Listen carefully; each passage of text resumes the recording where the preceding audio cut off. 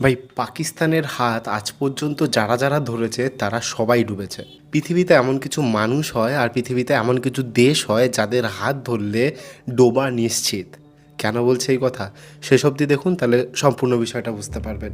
আপনাদের সবার মনে আছে যে ট্রাম্প এবারে যখন দ্বিতীয়বারের জন্য রাষ্ট্রপতি হলো, তারপরে বিগত 1 বছর ধরে ট্যারিফ গেম খেলছিল। এই ট্যারিফ নিয়ে ইউএসএ সুপ্রিম কোর্টে কেস চলছিল, যেই কেসের ফাইনাল রেজাল্ট এসেছিল বা ফাইনাল জাজমেন্ট এসেছিল 11ই ফেব্রুয়ারি, এবং সেখানে ট্রাম্পের এই ট্যারিফকে ইললিগাল ঘোষণা করা হয়েছিল। এবং তারপরে ট্রাম্প এই বিষয়টাকে চ্যালেঞ্জ করে এবং তারপর ফেডারেল কোর্টে ফের অ্যাপিল করে, কিন্তু ফেডারেল কোর্টও তার রায় সুপ্রিম কোর্টের সাথেই রাখে।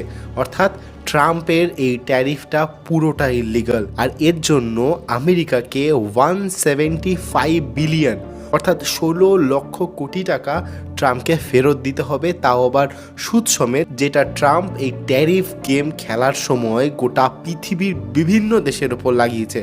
যারা এক্সট্রা ট্যারিফ পে করেছে তাদের সবাইকে ইন্টারেস্ট সমেত টাকা ফেরত দিতে হবে।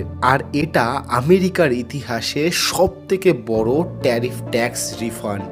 আর পাকিস্তানের হাত ধরার কথা কেন বললাম?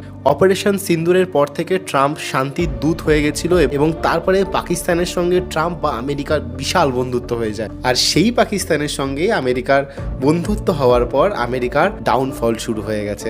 এছাড়াও টার্কি ভারতের বন্ধুত্ব ছেড়ে দিয়ে পাকিস্তানের সাথে হাত মেলাল। আর এই ইরান কনফ্লিক্টে পাকিস্তান না জড়াতে গিয়েও নিজেও জড়িয়েছে, সৌদির ওপরেও বোম পড়েছে, ইরান বোম ফেলেছে এবং টার্কির ওপরেও কিন্তু হামলা করেছে।